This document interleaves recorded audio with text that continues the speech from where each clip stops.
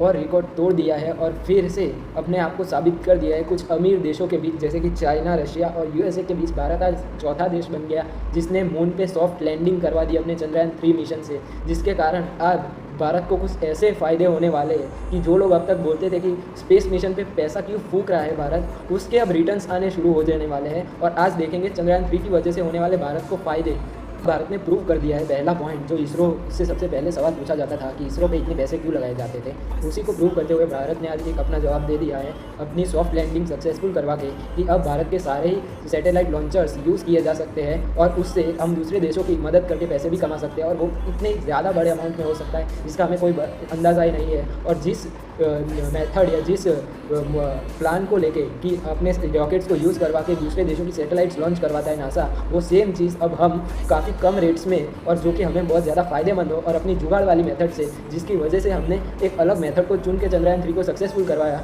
उसी तरह से दूसरी सैटेलाइट्स भी लॉन्च करवा सकते हैं और पैसे बना सकते हैं। अब दूसरे पॉइंट की बात करें, चंद्रयान-3 ने जहाँ पे लैंड किया है और जहाँ पे उसकी सॉफ्ट लैंडिंग हुई है वो साउथ रीजन है, जो कि एकदम अनदेखा और एक ऐसा रीजन है जिसे ज़्यादा एक्सप्लोर नहीं किया गया क्योंकि हमारी अर्थ और मून दोनों ही टाइडली लॉक्ड है इसीलिए। अब उस जगह की स्टडी करके हम ये पता लगा सकते हैं कि वहाँ का वातावरण कैसा है, क्योंकि वहाँ पे सनलाइट भी नहीं जाती, जिसके कारण हम हमारे स्पेस या फिर कह सकते हैं कि हमारा जो सोलर सिस्टम बना था उस टाइम के इनिशियल्स का डेटा ले सकते हैं। और साथ ही साथ ये भी माना जाता है कि वहाँ पर जो बड़े बड़े गड्ढे हैं या फिर बड़े बड़े क्रेटल्स हैं, वहाँ पे इतना ज़्यादा पानी और ऐसे ऐसे मिनरल्स हो सकते हैं जो भारत के पास अगर उसका डेटा हो तो उससे कितना ज़्यादा फ़ायदा हो सकता है भारत को और भारत के स्पेस प्रोग्राम्स को, जिसका हमें बिल्कुल भी अंदाज़ा नहीं है। तीसरा और सबसे ज़्यादा अहम जो महत्व और ये चंद्रयान-3 का सक्सेसफुल होना भारत के लिए एकदम महत्वपूर्ण था और जिसके कारण अब भारत के साथ क्या होने वाला है, उससे अब भारत की जियोपॉलिटिकली इतनी ज़्यादा स्ट्रॉन्ग इमेज बनेगी। और साथ ही साथ भारत को माना जाता है कि वो सबसे कम पैसे में